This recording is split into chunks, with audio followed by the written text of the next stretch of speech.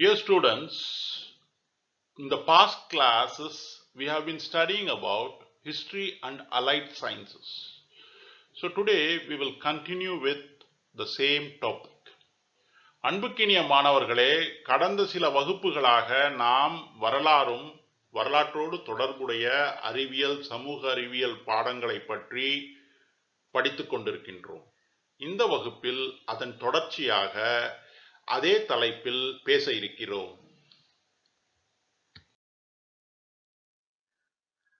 So, one more science or social science subject which is very closely related with history and in recent years has developed a close affinity with history is sociology. Previously, history was history of kings, history of dynasties, history of chronology, history written in with precise clarity of dates and rulers who ruled the country. But recently, history has changed its focus from kings, the privileged, to society and all aspects of the society. So, history and sociology are developing a close affinity. Now, history in recent days has started studying about institutions of the past. We study about not only about the kings, we study about the political, the social institutions that existed even in the past societies. We study about the problems dealing with man and his society. In the sense, what were the problems that the man of that particular society faced. We study about customs, the traditions, the manners. We study about amusements of the people. We study about the dress. We study about food. We study about habits, family life, group life, folklore, festivals, and all other human activities and ceremonies. So, the focus has now changed from king and his court to man and his behavior. So, history is developing a close affinity with sociology. அன்புக்கினிய மாணவர்களே, வரலாறு சமீப காலமாக சமூகவியல் அல்லது சமூக அறிவியல் என்று சொல்லப்படுகின்ற சோசியாலஜி பாடத்துடன் மிக நெருங்கிய தொடர்பை ஏற்படுத்தி கொண்டு வருகிறது. கடந்த காலங்களில் வரலாறு என்பது அரசர்களை பற்றிய பாடமாக இருந்தது. எந்த காலத்தில் எந்த அரசர் ஆட்சி செய்தார், அவர் செய்த ஆட்சியின் நன்மைகள் என்ன, தீமைகள் என்ன, இதுதான் கடந்த காலங்களில் வரலாற்றின் நோக்கமாக இருந்தது. ஆனால் சமீப காலங்களில் வரலாறு என்பது அரசர்களிலிருந்து விலகி அல்லது அரசர்களை தாண்டி ஒரு காலகட்டத்தில் இருந்த சமூகத்தை பற்றி படிக்க தொடங்கியுள்ளது. ஒரு காலத்தில் வாழ்ந்த மனிதர்கள், அந்த மனிதர்களுடைய வாழ்வு முறை, அந்த மனிதர்களின் வாழ்வு முறைக்கான பின்னணி, அந்த மனிதர்களின் வாழ்வு முறைக்கான காரணங்கள், இதை பற்றி வரலாறு பேச தொடங்கியுள்ளது. ஆக சமீப காலங்களாக வரலாற்றுக்கும் சமூகவியல் அல்லது சமூக அறிவியல் அல்லது சோசியாலஜி என்று சொல்லப்படுகின்ற மனிதர்களும் மனிதர்களின் பழக்க வழக்கங்களை பற்றிய பாடமான சோசியாலஜியுடன் மிக நெருங்கிய தொடர்பு ஏற்பட்டுள்ளது. மாணவர்களே, வரலாற்றில் சமீப காலங்களாக கடந்த காலத்தை பற்றி படிக்கின்ற போது கடந்த காலத்தில் இருந்த அரசியல், சமூகவியல், பொருளாதார நிறுவனங்களை பற்றியெல்லாம் படிக்க தொடங்கியிருக்கிறோம். உதாரணமாக சோழர்கள் காலத்தை பற்றி படிக்கின்ற போது சோழர்கள் காலத்தில் உள்ளாட்சி அமைப்புகள், அந்த உள்ளாட்சி அமைப்புகளை நிர்ணயம் செய்த குழுக்கள், இப்படி ஒவ்வொரு காலகட்டத்திலும் நாம் அந்த காலகட்டத்தில் இருந்த சமூக பொருளாதார அரசியல் நிறுவனங்களை பற்றி படிக்கின்றோம். அதே போல் ஒரு காலகட்டத்தில் நாம் படிக்கின்ற போது சாதாரண மனிதனும் அந்த மனிதன் சந்தித்த ஒரு சமூகமாக அந்த மனிதர்கள் சந்தித்த பிரச்சனைகள் என்ன, அந்த பிரச்சனைகளை எப்படி அவர்கள் கையாண்டார்கள் என்பதை பற்றியும் படிக்கின்றோம். அதே போல் அந்த மனிதர்கள் மத்தியில் கடந்த காலங்களில் இருந்த சமூகங்களில் இருந்த பழக்கங்கள் வழக்காறுகள், அவர்களுடைய அன்றாட வாழ்க்கை முறை, அவர்களுடைய அன்றாட நடவடிக்கைகள், அவர்களுடைய பொழுதுபோக்கு அம்சங்கள், அவர்களுடைய பழக்க வழக்கங்கள், குறிப்பாக ஆடை, அவர்களுடைய ஆடை முறைகள், அவர்களுடைய உணவு, அவர்களுடைய குடும்ப வாழ்க்கை, அவர்களுடைய சமூக வாழ்க்கை, அவர்களிடம் இருந்த நாட்டுப்புற பாடல்கள், அவர்களிடம் இருந்த பண்டிகைகள், அவர்களுடைய இதர வாழ்க்கை முறை, அவர்களுடைய அன்றாட வாழ்க்கை முறையை பற்றி நாம் பேசுகின்றோம்.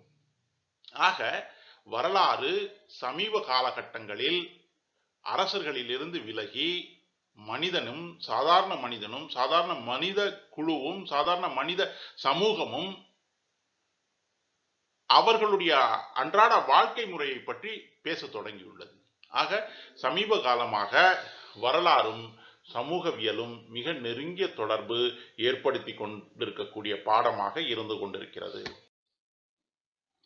So nowadays in history we study about when we study about the past, when we study about the societies of the past, how far off it could be. It could be, say, 1,000 years before, a society which existed 1,000 years before. It is a society which existed 2,000 years before. Instead of studying about the kings, and their courts, we started studying about family and household life in that particular society. We have started studying about conditions of labor and the difficulties faced by the labor. How did the labor adjust themselves with the existing conditions? We study about leisure of the people. What did they do during the leisure time? We study about attitude of man towards another fellow human beings. We study about each social group and their behaviors. And we also study about the impact of religion, literature, music, philosophy, art, learning, thought, or any other intellectual activity on the life of man in that particular society. So history has changed. The focus of history has changed. History is studying about the society, the social conditions. So history is developing a close affinity with sociology. மாணவர்களே, நாம் ஏற்கனவே சொன்னது போல் கடந்த காலங்களை பற்றி படிக்கின்ற போது அது எவ்வளவு பழங்காலமாக இருந்தாலும் சமீப காலத்தில் வரலாறு எழுதப்படுகின்ற போது, பழங்கால வரலாறு எழுதப்படுகின்ற போது, பழங்கால வரலாறுகள் 1000 ஆண்டு 2000 ஆண்டுகளுக்கு முன்பு இருந்த சமூகத்தை பற்றி எழுதுகின்ற போது கடந்த காலங்களில் அரசர்களை பற்றி எழுதினார்கள். ஆனால் சமீப காலங்களில் அரசர்களில் இருந்து விலகி மனிதர்களை, சாதாரண மனிதர்களை பற்றி படிக்க ஆரம்பித்திருக்கிறார்கள். அதில் குறிப்பாக அவர்களுடைய அந்த சமூகத்தில் 1000 வருடங்களுக்கு முன்பு இருந்த சமூகத்தில் குடும்ப வாழ்க்கை எப்படி இருந்தது, குடும்பத்தில் குடும்ப தலைவர் யார், குடும்ப தலைவியின் கடமைகள் என்ன, ஒரு குடும்பம் என்பது ஒரு சமூகத்தில் எப்படிப்பட்ட நிலை அடைந்தது அல்லது எப்படிப்பட்ட நிலை அவர்களுக்கு இருந்தது என்ற வாழ்வியல் முறையை பற்றி வரலாறு பேச தொடங்கியிருக்கிறது. வரலாறு தொழிலாளர்களை பற்றி பேச தொடங்கியிருக்கிறது. ஒவ்வொரு சமூகத்திலும் 1000 ஆண்டுகளுக்கு முன்பு 2000 ஆண்டுகளுக்கு முன்பு வாழ்ந்த மக்கள் மத்தியில் இருந்த தொழிலாளர்கள், அந்த தொழிலாளர்கள் அன்றைய வாழ்வு முறையில் எப்படி இருந்தார்கள், அவர்களுடைய வருமானம் எவ்வளவாக இருந்தது, அந்த வருமானத்தில் அவர்கள் தங்களுடைய வாழ்க்கையை எப்படி நிர்ணயித்துக் கொண்டார்கள் போன்ற விடயங்களை எல்லாம் இன்று வரலாறு பேச ஆரம்பித்திருக்கிறது. அவர்களுடைய பொழுதுபோக்கு முறைகள், அவர்களுடைய அன்றாட வாழ்க்கை முறையில் அவர்களுடைய நேரத்தை எப்படி செலவழித்தார்கள் என்பதை பற்றி வரலாறு பேச தொடங்கியிருக்கிறது. அதேபோல் மனிதர்களும் சக மனிதர்களோடு எப்படி பழகினார்கள், எப்படி பேசினார்கள், எப்படி அவர்களுடைய வாழ்க்கை முறை எப்படி இருந்தது, அவர்களுக்குள் இருந்த ஒரு மனிதனுக்கும் மற்ற சமூகத்துக்கும் இருக்கக்கூடிய தொடர்புகள் எப்படி இருந்தது என்பதை பற்றி வரலாறு பேசத் தொடங்கியிருக்கிறது.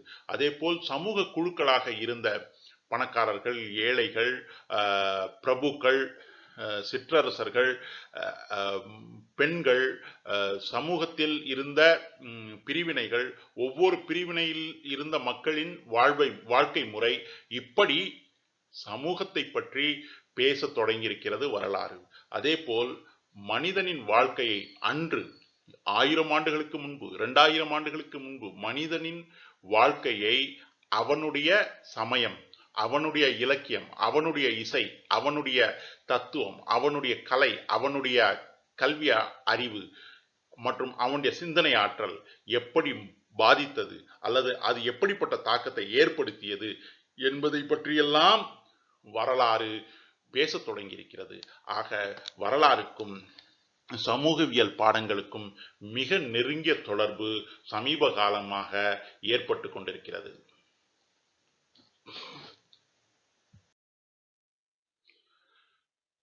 So, sociology and history are developing intimate relations. Sociology needs history as much history needs sociology. Trevelyan wrote his book, Social History of England.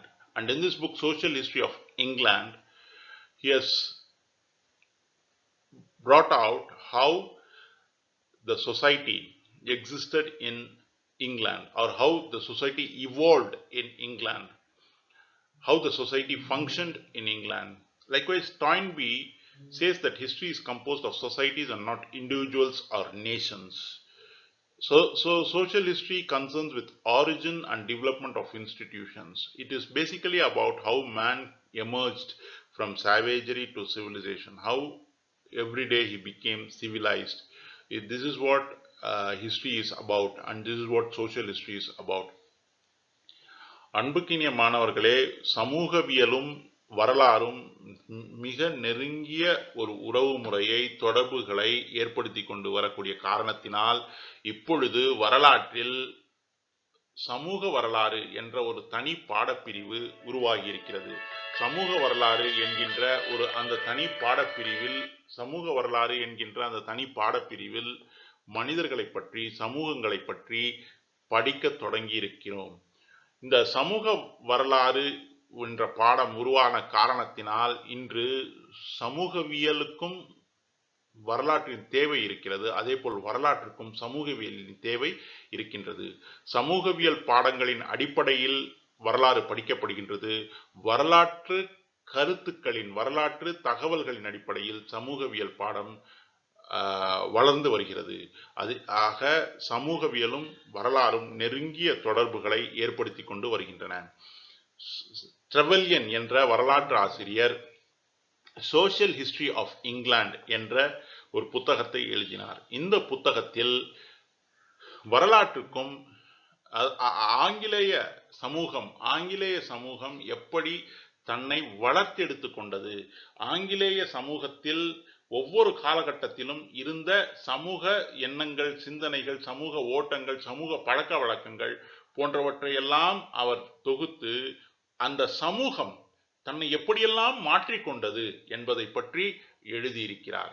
ஆக சமூக வரலாறு என்பது சமூகம் எப்படி செயல்படுகிறது, சமூகத்தை இயக்கக்கூடிய விதிகள் என்ன, சமூகம் எந்த அடிப்படையில் இயங்குகிறது, சமூகத்தை இயக்கக்கூடிய விதிகள் என்ன, அந்த எந்த விதிகளின் அடிப்படையில் சமூக மாற்றங்கள் ஏற்பட்டிருக்கின்றன என்பதை பற்றி படிக்கக்கூடிய ஒரு பாடமாக சமூக வரலாறு இருக்கிறது. இதுக்கு ஒரு சிறந்த உதாரணமாக ட்ரெவெல்யனுடைய சோஷியல் ஹிஸ்டரி ஆஃப் இங்கிலாந்து என்ற புத்தகம் இருக்கிறது. அதே போல் டாயன்பி சொல்கிறார், வரலாறு என்பது சமூக வரலாறு தான். வரலாறு என்பது சமூகங்களை பற்றி படிக்கக்கூடிய பாடம்தான். வரலாற்றில் சமூகங்கள் தான் மிக முக்கியம். இண்டிவிஜுவல்ஸ் ஆர் நேஷன்ஸ் முக்கியம் அல்ல. அதாவது தனி மனிதர்களோ தேசங்களோ வரலாற்றில் முக்கியம் அல்ல. வரலாற்றில் மிக முக்கியம் சமூகங்கள் தான். சமூகங்களை பற்றி தான் வரலாறு படிக்கின்றது என்று டாயின்பி சொல்கிறார். ஆக அவர் சமூக வரலாறுக்கு மிக முக்கியமான ஒரு அந்தஸ்தை வழங்குகின்றார். அதேபோல் வரலாறு என்பது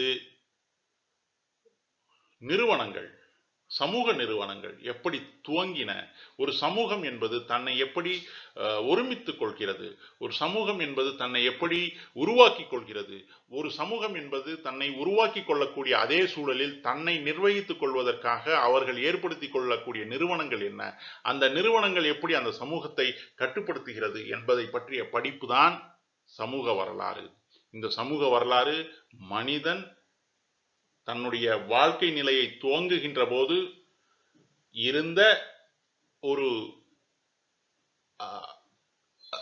மனிதன் எப்படி தன்னுடைய வாழ்க்கை நிலையை துவக்கி இன்று நாகரிகமான வாழ்க்கைக்கு புலம்பெயர்ந்தான், அவனுடைய வாழ்க்கையில் ஏற்பட்ட அந்த வளர்ச்சி, அந்த மாற்றங்கள்,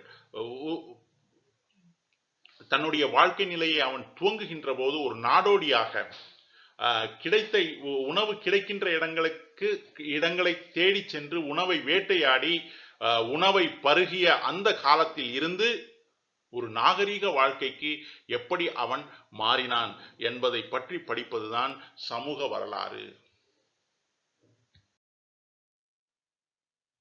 Sociology is helping history to study social dynamics or social changes. Social processes and social causation are bringing about new perspective in history by distracting us away from dynastic in history. In India, social history is becoming important.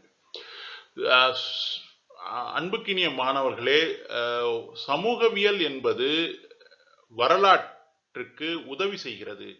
சமூக மாற்றங்களை பற்றி படிப்பதற்கு வரலாற்றில் சமூகவியல் விதிகளை பின்பற்றி சமூக மாற்றங்களை நாம் வரலாற்றில் படிக்கின்றோம். அதாவது சமூகங்கள் ஒரே சீராக இருப்பது இல்லை, சமூகங்கள் மாறிக்கொண்டே இருக்கின்றன. அந்த சமூக மாற்றங்களுக்கான விதிகளை பற்றிய பாடம்தான் சோசியாலஜி அல்லது சமூகவியல். நாம் வரலாறை படிக்கின்ற போது நாம் வரலாற்றில் சமூகங்கள் மாறி இருப்பதை பார்க்கின்றோம். இந்திய வரலாறை பற்றி படிக்கின்ற போது இந்திய சமூகம் 1000 வருடங்களுக்கு முன்பு இருந்தது போல் 500 வருடங்களுக்கு முன்பு இல்லை, 500 வருடங்களுக்கு முன்பு இருந்தது போல் இன்று இல்லை. ஆக சமூகங்கள் மாறிக்கொண்டே இருக்கின்றன. இந்த மாற்றத்தை நாம் புரிந்து கொள்ள வேண்டும் என்று சொன்னால் சமூகவியல் விதிகளை நாம் படித்தாக வேண்டும். ஆக ஒரு சமூகத்தை இயக்கக்கூடிய, ஒரு சமூகத்தை மாற்றக்கூடிய விதிகள் என்ன என்பதை பற்றி வரலாற்று ஆசிரியர்களுக்கு சமூகவியல் உதவி செய்கிறது. அதை புரிந்து கொள்வதற்கு சமூகவியல் விதிகள் உதவி செய்கிறது. ஆக சமூகத்தை புரிந்து கொள்ளக்கூடிய வேளையில் சமூக காரணிகளை படிக்கின்ற போது, சமூக செயல்பாடுகளை படிக்கின்ற போது நாம் வரலாற்றில் இன்று அரசர்களை பற்றியும் பரம்பரை ஆட்சியை பற்றியும் படித்துக் கொண்டிருந்த நாம் இன்று அதிலிருந்து விலகி மனிதர்களையும் சமூகங்களையும் சமூக மாற்றத்தையும் பற்றி படிக்க தொடங்கி இருக்கின்றோம். இந்த சமூகவியல் வரலாறு என்பது மேற்கத்திய உலகத்தில் நீண்ட நாட்களுக்கு முன்பே மிக பெரிய தாக்கத்தை ஏற்படுத்தி இருக்கிறது. ஆனால் சமீப காலங்களில் இது இந்தியாவிலும் ஒரு மிகப்பெரிய தாக்கத்தை உண்டாக்கி இருக்கிறது. ஆக நாம் ஒரு விடயத்தை தெளிவாக புரிந்து கொள்வோம். சமூக வரலாறு என்பது வரலாற்றில் சமீப காலமாக மிக முக்கியமான ஒரு கிளை பிரிவாக உருவாகி இருக்கிறது. இந்த சமூக வரலாறு உருவாவதற்கு அடிப்படை காரணமாக இருந்தது சமூகவியல் பாடத்திற்கும் வரலாறுக்கும் இருந்த மிக நெருங்கிய தொடர்பு. ஆக நாம் வரலாற்றுக்கும் சமூகவியல் பாடங்களுக்கும் இருக்கக்கூடிய தொடர்பை இந்த காணொளியில் கண்டோம். இதேபோல் அடுத்த வகுப்புகளிலும் வரலாறுக்கும் இதர அறிவியல் பாடங்களுக்கும் இருக்கக்கூடிய நெருங்கிய தொடர்பை பற்றி படிப்போம். இந்த காணொளியை நாம் தயாரிப்பதற்கு நமக்கு ஷேக் அலி அவர்கள் எழுதிய history it's theory and method என்ற புத்தகம், மேக்மில்லன் பிரசுரத்தால் பிரசுரிக்கப்பட்ட புத்தகம் மிகவும் பயனுடையதாக இருந்தது.